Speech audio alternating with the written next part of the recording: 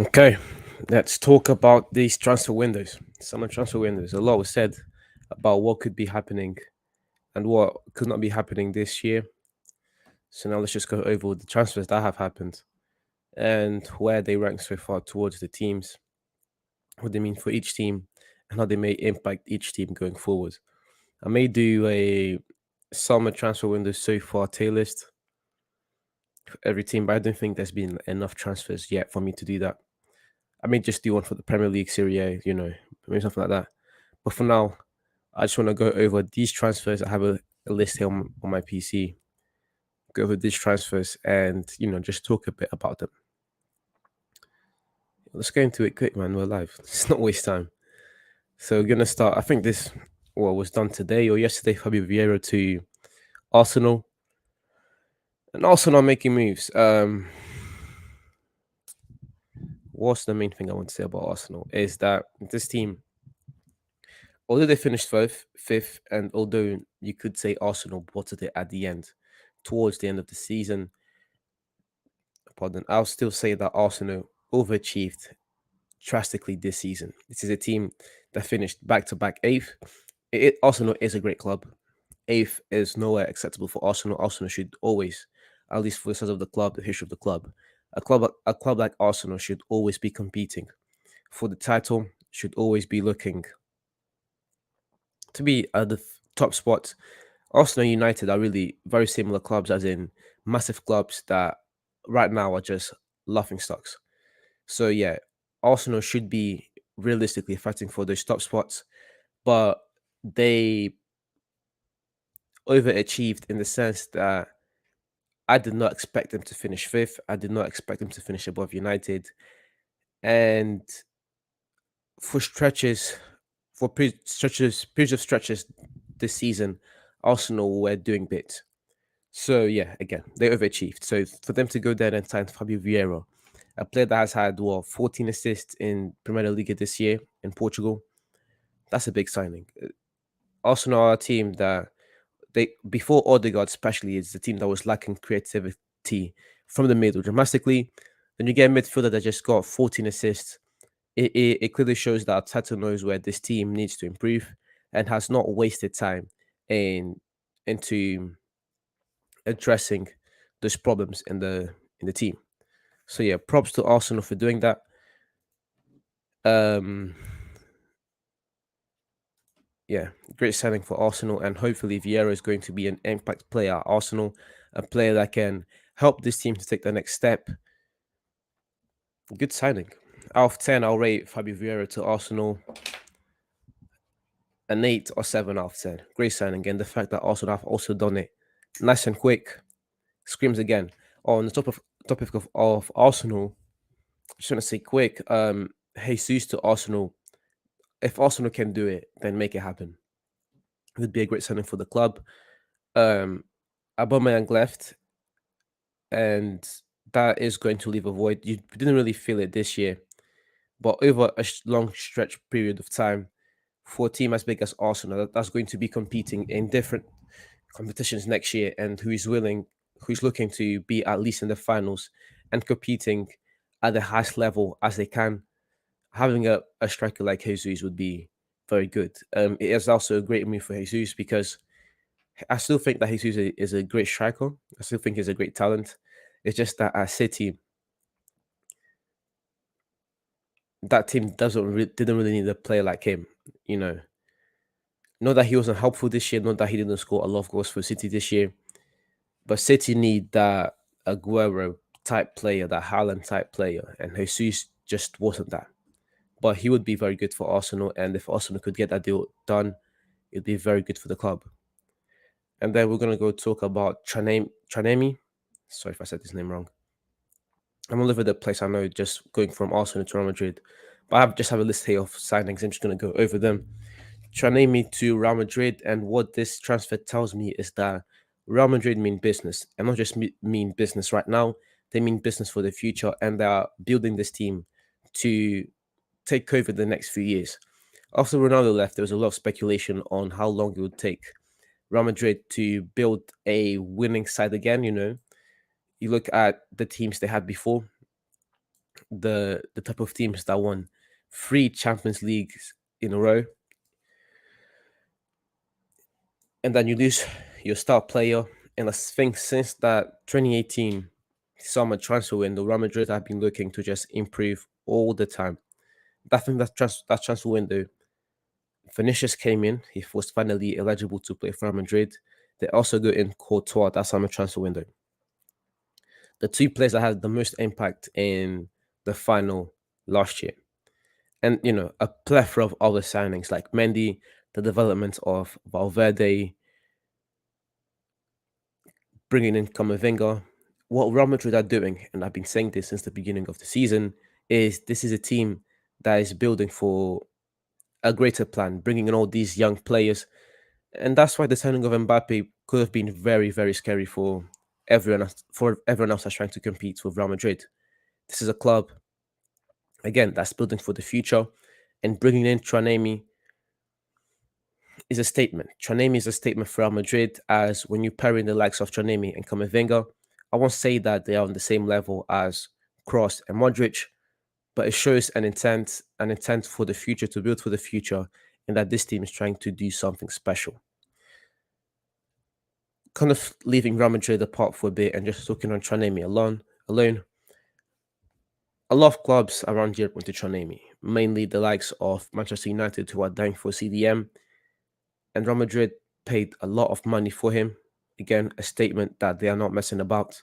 They are willing to do this, and they'll do this by any means necessary.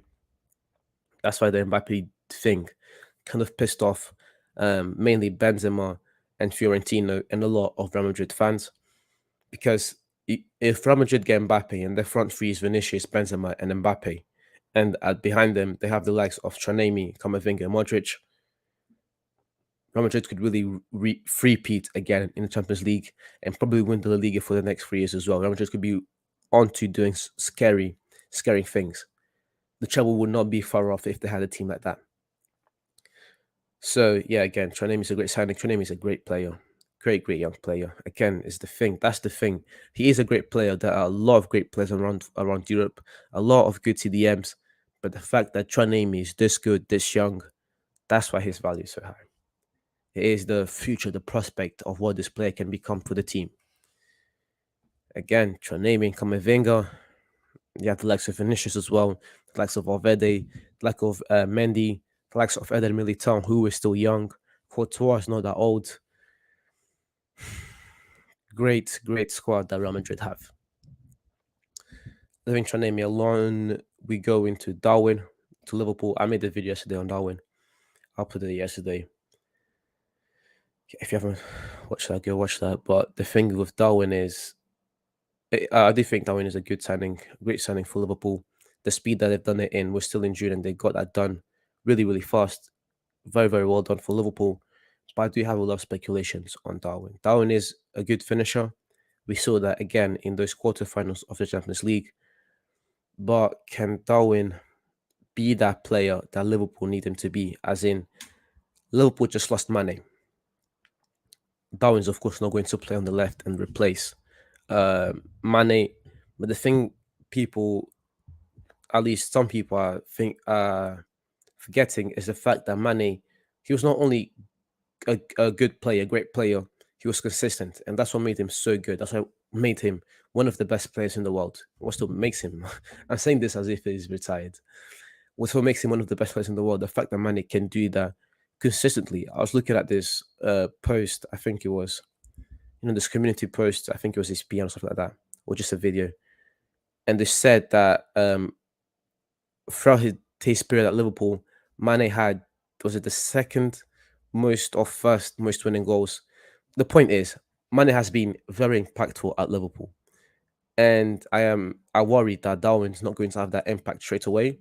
Liverpool have been accustomed to that, most of their signings coming in and hitting it off straight away. The likes of Van Dijk, Konate this season, Salah needs no introduction. I don't think that one's going to be that quick. I don't think that one's going to be that spectacular that quick. Again, I hope I'm wrong. I hope I end up eating my words, because I am rooting for Darwin. I think he's a great player, and bring him going to Liverpool is something great. Again, I'm trying to be in this channel as less biased as I can. But I do worry that Darwin's not going to be that good straight away for Liverpool. And that could mean bad news for Liverpool and for Darwin because he would be getting a lot of stick. And the other thing is the Premier League. We have seen players like Bruno coming in and getting on very, very quick and very, very well. But Bruno is Bruno. I don't know if that one's going to be that. But I'll end it there. For Darwin, my main thing is, although it is a great signing for Liverpool, I don't know how long it will take him to adapt and the repercussions of him taking a bit longer to adapt. Then we'll move on to Raheem Sterling. And this is not so much a signing, but the rumours that Sterling could be going to Chelsea. I think this is great for Chelsea because Chelsea lack creativity in the midfield and they should probably be worrying about that. But getting in a player of the quality of Raheem Sterling would give them the creativity that they already have and could add a point on the wing. Pulisic did not have the greatest of seasons. Didn't have a horrible season, but he didn't have the greatest of seasons considering Chelsea paid 50 million for him and they needed him to step up. Mount did have a very good season, but you can't really be asking Mount to be doing that much anyways. Havertz as well, so getting in the likes of Sterling would really help. I mean, what team would not benefit from having Sterling in the squad? Sterling's a great player. And not too long ago, it was those seasons where Sterling was scoring 30 goals a season, competing at the very highest level for the likes for things like the Golden Boot. So yeah, Sterling to Chelsea, good move. And now we have this. I'm not too sure if it has been confirmed. Let me just double check. I think Fabrizio has confirmed the signing, the move of Lukaku. Just double check quick time. Yeah, yeah. It's a loan move to Inter and it's done. Loan move. What a waste for Chelsea. First of all, that's an L. That's a massive L. You sign a player for that much money. You expect him to be, the main guy this season, and then he's just dead. Let's put it how it is. Lukaku was just dead this season, and then you lose him for what? For a loan? Not good enough, Chelsea. That is not good enough. And yeah, if a Chelsea for a club that big, for a club that's trying to compete, to lose a player like Lukaku on a on a transfer, truly, truly disappointing. So yeah, I think that Lukaku going back to Inter will be beneficial for Inter, a team that was this close to winning the Scudetto this year, but for Chelsea it is an L. It is an L. A lot of money spent on Lukaku, and for him to leave on a free this year, again, not good enough. Yeah, I don't want to waste too much time on this. Loan move, L for Chelsea, dub for Inter, and I'm pretty sure Lukaku is very happy with this. He got off this one because he was shocking this year. You could talk about his teammates not really understanding his game, the team not being built around him, but there's a point where the amount of money that the team has spent on you has to come from something. You can't just expect the team to build around you when they've spent that much money on you, when they've done that much to just bring you back. Lukaku left Chelsea and came back and was still a no. Disappointing. And now I just want to talk quick time about Manchester City. This is a team that I want to say dominated the Premier League this year because Liverpool came very, very close to overtaking them. I think, yeah, it was 1 point by the end of the season. But I don't want to say that City will really be looking to win everything next year. They are still pursuing that Champions League win. And this year, you could point out to the lack of a striker. Probably that's what hurt them in the long run. Because the Premier League, the Champions League, I mean, although it is about the best teams, once you have two teams that are kind of in the same level at the highest level of football, it pretty much comes down to those individual moments. It almost always does come down to those individual moments. Again, example, Benzema this year, Sergio Ramos in 2014, Zidane in 2001. I think it was 2001 against Leverkusen. The Champions League has this history, and many competitions like the World Cup have this history of big players changing the games towards the favor of their team, because these teams, they are like at the same level. It could be a bit like this, a bit like that, but for the most part, they are at the same level. So you need those players, and Haaland is that player, and he will be that player for Manchester City. I have no doubts about Haaland, a player that has scored 100 goals in 3 seasons. What is there to doubt? Oh, he needs to adapt to the Premier League. Allow it. Haaland will be that guy for Manchester City. Let's say it takes him a year. Let's say worst case scenario, it takes Haaland a year to adapt to Manchester City and to Pep's style of football. After that year is over, the amount of goals this man will be scoring, and off just leaving Haaland's finishing ability alone, his build. The guy's what, 6'3", 6'4", and is fast as hell. And plus his attitude, he just has that Zlatan like attitudes. Haaland's a killer. He's the type of player that's like built in a lab, the perfect striker. And now Pep now has him, and I don't think Pep, a manager like Pep can make Haaland any worse. And then you think, yeah, they got Haaland, we're gonna win everything, and then they also got Alvarez. So in those times where they're going to play a cup match, or where Pep is looking to rest Haaland, you bring in Alvarez, one of the best strikers outside of Europe. Let's just bring up Alvarez stats very quick, just to show you how impressive this guy is. This year, Alvarez, in 20 games played, 16 goals. 16 goals in 20 games and 6 assists. So that's 22 goal contributions in 20 games. Last season,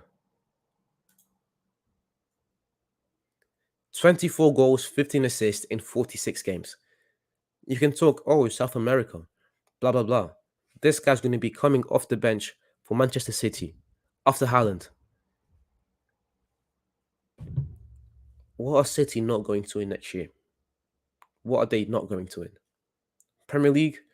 I mean, Liverpool can give a fight, but I don't think this Liverpool squad, right, as it is right now, I don't think it's better than last year.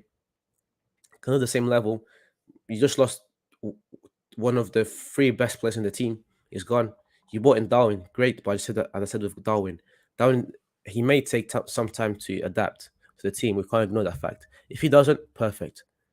If he doesn't need that time, perfect. But that is a a fact that we need to add when we're talking about Liverpool. And I don't think this squad, as it is right now, is better than the squad they had going to last year. That's why last year, even though some people were even putting Liverpool second, or a lot of people were saying that Chelsea and United were going to overtake them. I didn't think twice to put Liverpool second in the Premier League, because I knew they were going to fight with City, because the way the squad was constructed, that Liverpool team was just amazing. But I don't think this team is still one of the best teams in the Premier League, probably the second best team in the Premier League. But I don't think it is as strong. And for that, I think City are going to run away with it. Not run away with it, but they will win it. And then this can't be a 2022 summer transfer window talk without touching upon the subject of Paul Pogba, that Piotr. Pogba's second coming to Manchester United can be summarized by one word: disappointing. Extremely, extremely disappointing. Pogba is one of my favorite players of all time. I still am of the belief that on his day, Pogba is a top two, top three midfielder in the world. The combination of skill and physical ability, not ability, but just physical presence that he has is unmatched. Pogba will ping balls left, right, and center, while at the same time dominating the midfield just with his physical stature alone. On his day, Paul Pogba is at least a top three midfielder in the world. Once you consider this, and also the fact that by October or September, whatever, Pogba had the most assists in the Premier League with six. The potential of Pogba was really always there. Pogba is a generational talent. I think that the word is thrown around a lot in sports right now, not just football, NBA, and NFL, even tennis. Really, the term generational talent, is being thrown around a lot. But with Pogba is one of these players that is truly a generational talent. That's why his time at Manchester United has been so disappointing. His interview has also not helped his case with anyone. And yeah, people are saying he'll go to Juventus. He probably will go to Juventus, but I don't know. With Pogba, yeah, I already said it. The only feeling I have with Pogba right now is disappointment. Still one of my best players, one of my favorite players, but the disappointment I just can't rub off. So I had to talk about Pogba really quick, but that's it. I don't want to say too much. Disappointment is what I can. Not disappointment in Pogba as much per se, but disappointment in his time at Manchester United. Some is his fault, some isn't his fault. The incompetence of the board, the mistakes by the managers, the dips in performances by some of his teammates, the leaps of both City and Liverpool. Not everything is Pogba's fault. I think most of it is not Pogba's fault. And again, I think that's what makes it a bit even more disappointing. And then on the topic of Manchester United, I think we need to talk about De Jong as well. This is not looking too good for Manchester United. It is a saga that's being dragged along too much. Manchester United cannot afford to be taking these long on deals.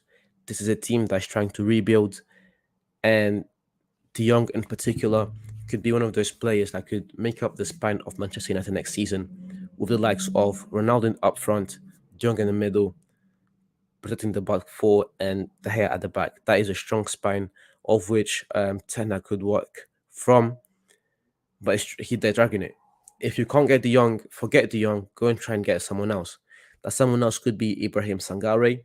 You could say that he's not good enough. I understand he's not as good as De Jong, and I don't think that he has as much potential as De Jong. I think that De Jong is a very talented player, and who most CDMs don't have the technical or the intelligence of De Jong. And I understand why De Jong is the player that Ten Hag wants. But if you're not going to sign him, leave it. Try next year. I don't know. United cannot afford to waste time.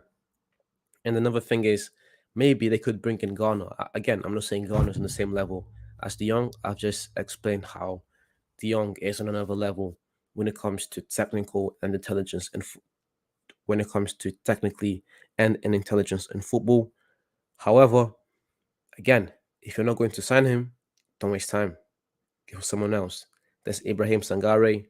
There's Garner. Just had an amazing season at Forest. They aren't as good, but at least it is a replacement that we could work with next season. And this could just keep the ball rolling, and United can then focus on other sides, other aspects of the squad that they need to improve upon, especially to accommodate whatever Ten Hag is going to bring to the team. Like the fullbacks, United should focus on getting new fullbacks, or at least one fullback for either side. Getting a second striker, someone that can get off the bench for Ronaldo. I don't think they need a winger per se. They have Sancho, Elanga, Rashford, and all the guys that went on loan. I don't think that isn't, enough to compete with Salah and the rest. But I still think that is something that Ten Hag can work with, especially Sancho. Sancho is going to be discussing next season. Sancho and Ten Hag together, that is going to be a scary thing. But even with that, the winger position is not as dire as the CDM position, and that's why I need to touch upon De Jong. If you're not going to sign him, forget De Jong, go for someone else. at least you have someone in that position that can do a job. Let's leave Manchester United for a bit now, and let's talk about Real Madrid. And again, I already talked about Tranemi, and then Real Madrid go and bring Rudiger. Rudiger. This team just had an amazing performance in the Champions League final, one of the best defensive performances I have seen in a long time. And then you go and sign Rudiger, 29 years old. I think that Rudiger has at least another 3 good solid years under his belt. And you're going to be pairing him with Militao and Alaba. This is a team that has already won the La Liga and Champions League this year. They just upgraded their CDM position and centre back position. Real Madrid mean business. This team mean business. And the signings of Tranemi and Rudiger show exactly that. This is going to be a scary team next year. Mark my words. Rudiger is a great defender. He's tall, he's strong, he's opposing, and is going to be a great addition to this Real Madrid side. But let's leave that alone. I think that what else are you going to say about that? Is a signing. Nothing has happened. Real Madrid went in dire need for Rudiger. Rudiger wasn't dying to get off Chelsea. Just to quickly say that it's a great addition to Real Madrid. And again, the squad that this team is building. Right now, this Real Madrid team is better than the team they had last year. The team they had last year won the Champions League and La Liga. Now we move on to Mane quick. Good signing by Bayern Munich. I think that a club and that has always been known for having some of the greatest wingers in the world. I mean, you can't forget about the likes of Ribery and Robin, even if you wanted to. So for them to go and get Mane, when you already have Sané and Gnabry, again, it shows that Bayern Munich also mean business.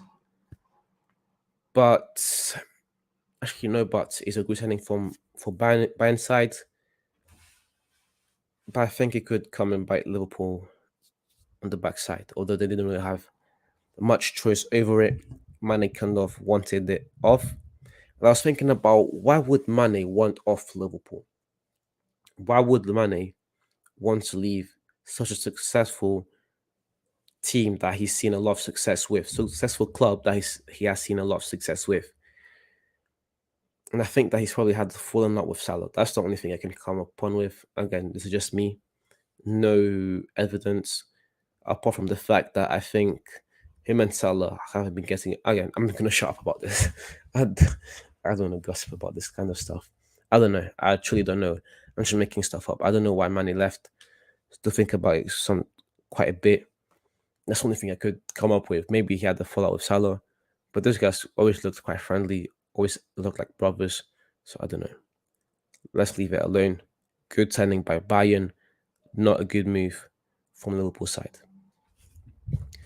And finally, the last thing I want to talk about of this transfer window is Bissouma to Tottenham. And on this, it's just how incompetent this Manchester United board is, and how they just have missed an opportunity to sign one of the best CDMs in the Premier League right now, that which they could have signed for a cheap price. I understand United want De Jong, and it makes sense. De Jong is a player that Ten Hag has worked before. He could become part of the spine, but again, if they're going to go for him, they better sign him, because if they don't, I am going to be the type of guy who's going to come for them for not forgetting that deal, letting it go and going for other players. And one of the players they could have signed is Bissouma, but now he's gone to Tottenham. Great deal from Tottenham side. I wouldn't expect anything less from the likes of Conte, who's just able to spot talent like this. However, for Manchester United, it once again shows that they just missed a great opportunity. Again, I kind of gave up on this club, man. I love this club. I kind of gave up on it. Just mistake after mistake on my days. I don't really, but that's just how it feels sometimes. Bissouma, great player. has proven himself in the Premier League, and a great signing for Brighton. It's just Conte doing Conte things again, isn't it? But anyways, guys, that's it. That's the end of this live stream. Thank you very much for watching the live until the end. If you enjoyed this live, leave a like, subscribe to the channel, and I'll be doing more stuff like this, more live streams, more videos. So my videos are quite different from this, so if you want to have a look, go have a look. But yeah, thank you very much for watching this video to the end, and see you next time.